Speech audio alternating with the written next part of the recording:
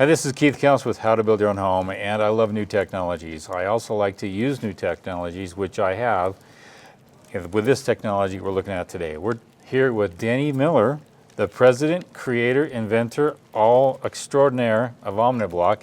I've mentioned this before in a couple of other posts. A lot of people have been asking about that. Well, we went to the horse's mouth. We're here on a job site with Danny Miller. Danny, tell us about OmniBlock. Why is it so cool? Well, it's been around it seems like it's new technology, but it's really been around a long time. First of all, it's a concrete block that we redesigned to offset the crosswebs, constrict the crosswebs for heat flow, and we also put this middle lineal wall in the block as a heat sink. So understanding heat flow is what is really important. So this is the exterior of the wall, and the sun's going to hit this side, and it doesn't have a direct thermal bridge through the block, which is really important. Show them that thermal bridge, what you're talking about. Yeah. So it's offset and constricted, and this wall will actually heat up before the interior heats up. So we're talking about the summertime right now. We'll get to the winter in a second, but this will heat up. We know it's going to heat up, and it's going to start to move through the block, but the sun, starts on the wall here in the east and starts to move off the wall, so it never has enough time, the solar energy, to get through the block. So that's the key, is we always want to protect this inside face, which is effective thermal mass. And that's the important part about OmniBlock, is the thermal mass side of it. We all pretty much have a high enough R value, different wall systems, but we're one of the few systems that also has the combination of the R value and the thermal mass. The design of the block is important. Then you can see the inserts. These are expanded polystyrene. You can eat this stuff. It's non-toxic. It's really low flame spread, and if we put a match to it, it just would melt.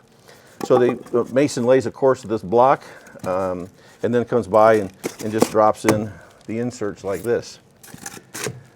And that's the inside face. And then there's a notch in the foam as well, so the mortar never interferes with the insert being put into the block. So it just goes in like this. So now we have the corner unit, and I can cheat a little bit and do this and stick that in like that. So that's that part. And this one, we'll do that the same thing. We just snap it like this, and we drop it in. So we have an insulated corner as well. So the whole wall becomes insulated. We don't have this set up. We're at a job site, but this is the rebar cell. So we grout that as well.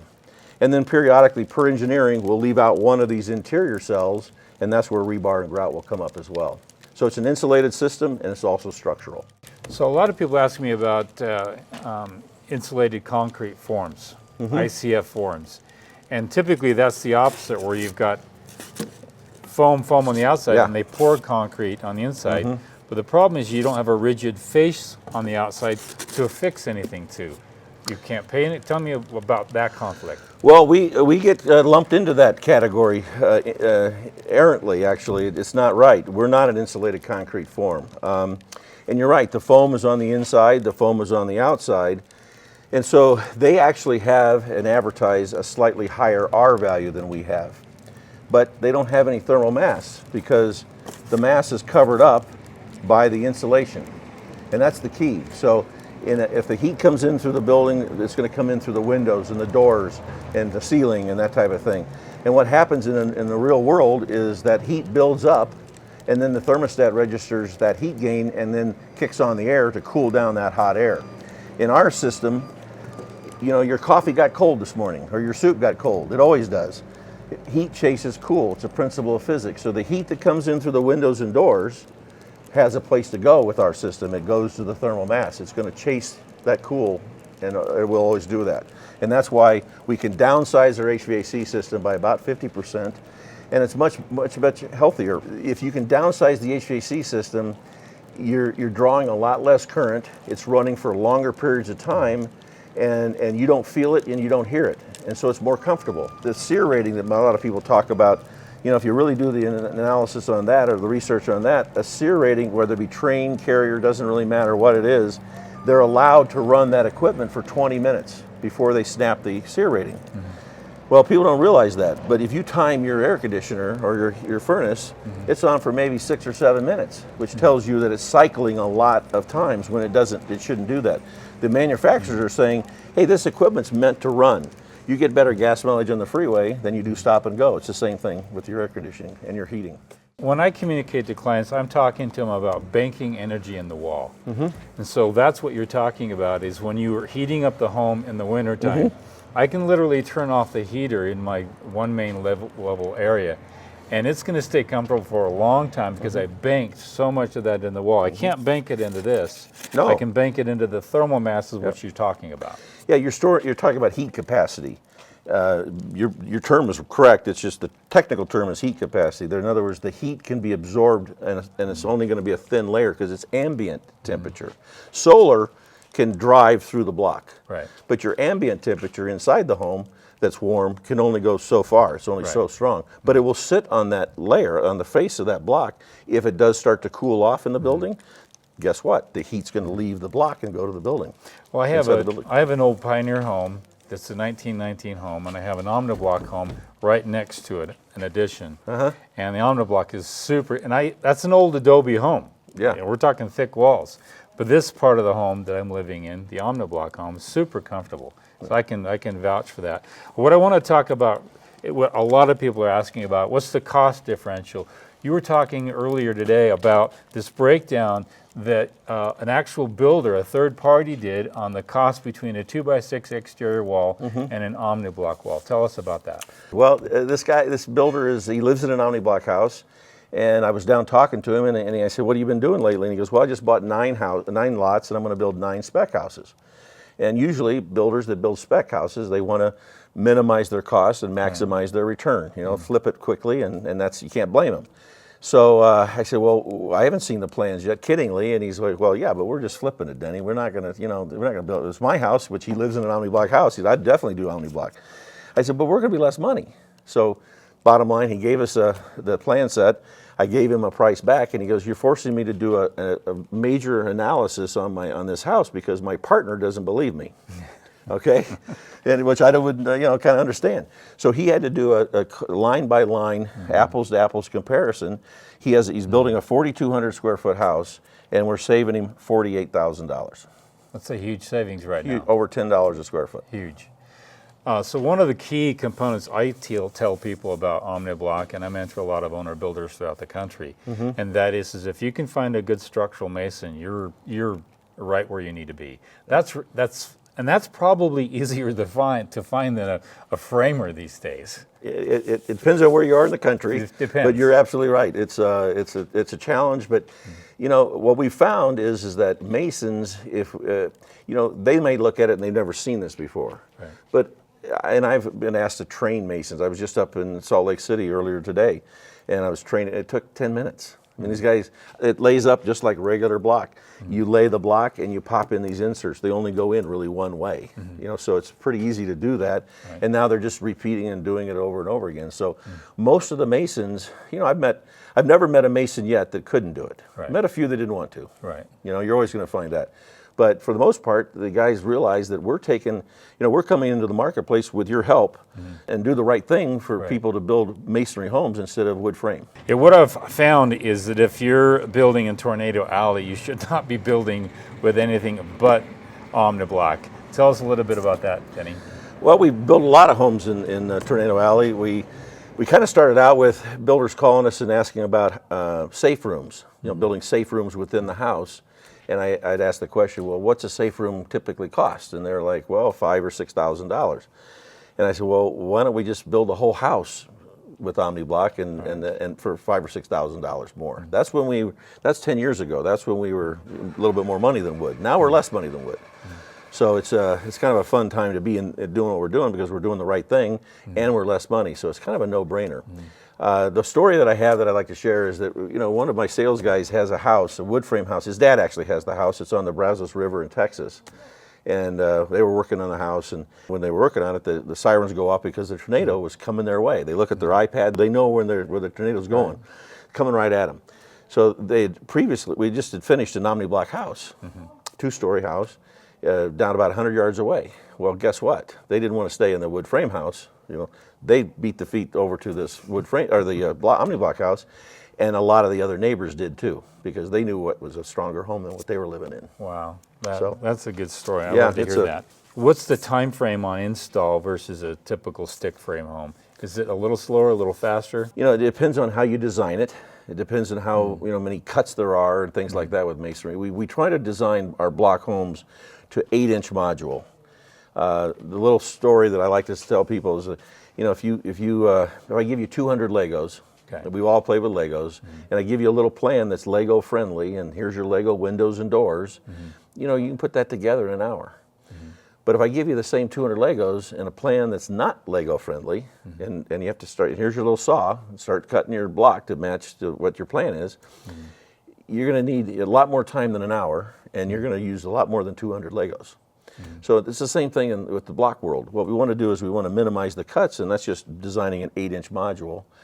And it's very simple to do. And once you do that, now a mason doesn't have to come and cut block really anywhere. He's just laying block, and you minimize your waste. You have a much cleaner job site. You don't have to throw it away. I got my homes engineered with OmniBlock, and that's really the key Yeah. you're talking about. You can't just design a home and say, oh, let's use OmniBlock. It's not going to work out that great. The best situation is you go into it in a preliminary stage and know what you're designing. So like pretty much anything, you do that with your cabinets even. You kind of know what your sink. And so to answer your question about which is faster, a framer can come out and tilt his walls up pretty quickly. Yeah. Okay, but he's got to add more steps. There's insulation, there's drywall, there's a finish on the exterior, there's tie backing or air barrier type of thing. So there's a lot more things that need to go on, which is scheduling trades. And especially right now, trades are hard to get. So with our wall and the one you're looking at, this particular building, this is the finish. Now they're going to clean it off a little bit and stuff, but this is the finish. The exterior is going to be exposed as well. Now, not everybody's going to want this. Normally what we would do is we would just trowel plaster drywall mud right over the block for a lot of reasons. One, for cost, but for two, we want to remember that thermal mass, we want to expose that thermal mass, keep it to the living environment. ICF people, going back to that for a second, ICF people will tell you, oh, we have thermal mass.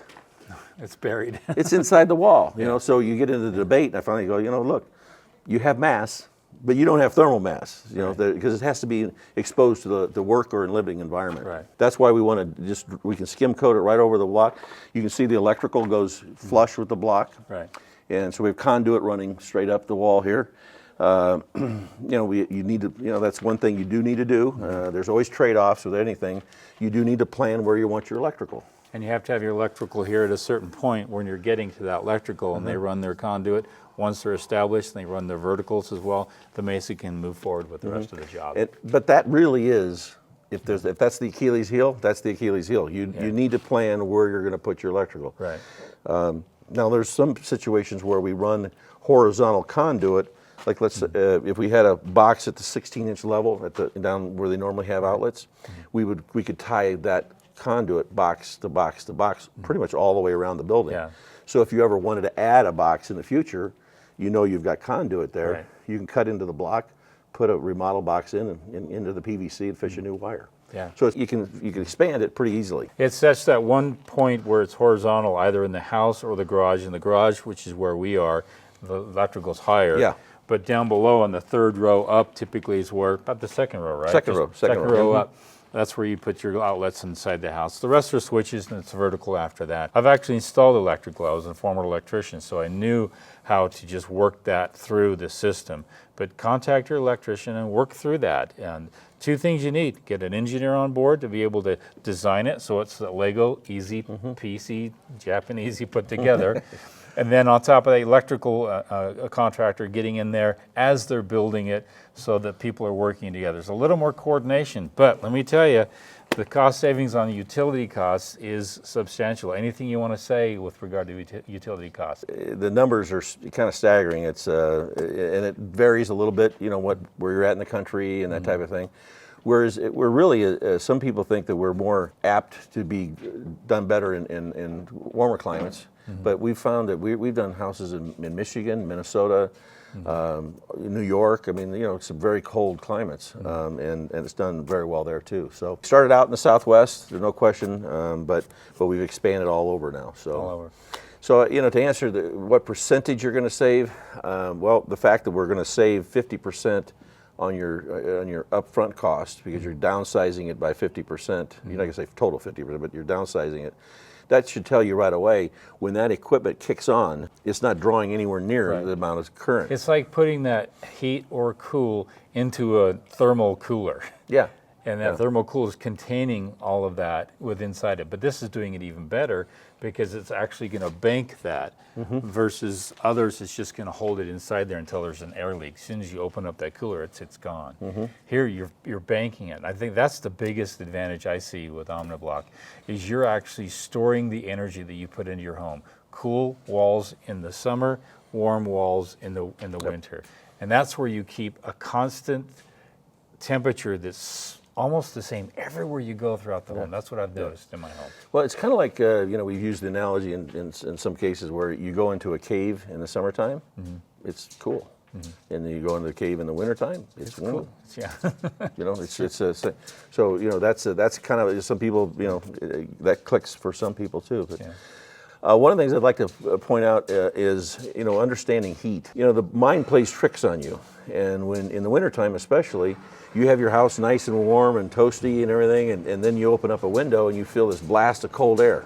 Right. And then you start thinking, man, that cold air is just dying to get in my house. The opposite. It's not. It's the heat leaving, and if you stood outside, you go, man, there's heat coming out. But, but it's being displaced by that heat that's leaving. So you get tricked a little bit because you think that cold air is trying to get in your house. So the thing is that understanding that the cold is not coming, knocking on your door going, please let me in. It doesn't care. It's the heat trying to get out. Right. That's the key. So in the wintertime, that's why the wall will absorb just a thin layer of heat, like you were talking about, banking it, and then it releases it as the room maybe opens the window or something. There's some heat that is required in the room, and so there's no drafts. If you're interested, go to OmniBlock.com. He does have a breakdown on OmniBlock, and I'll give you a link to that of where an actual third party showed the cost savings of OmniBlock versus a 2x6 exterior wall. And again, this is something you use for the exterior of the home, unless you're building a safe room or an actual safe room. Just check it out. I've been promising that I'd finally get you to meet with Denny. Great guy. I've known him for quite a few years, and we built some homes together, and we're looking to build a couple more down the road. I think so. I think we should do it. Thanks again. This is Keith Couch with OmniBlock, talking to Denny, and you guys have a great day. Thank you for your time.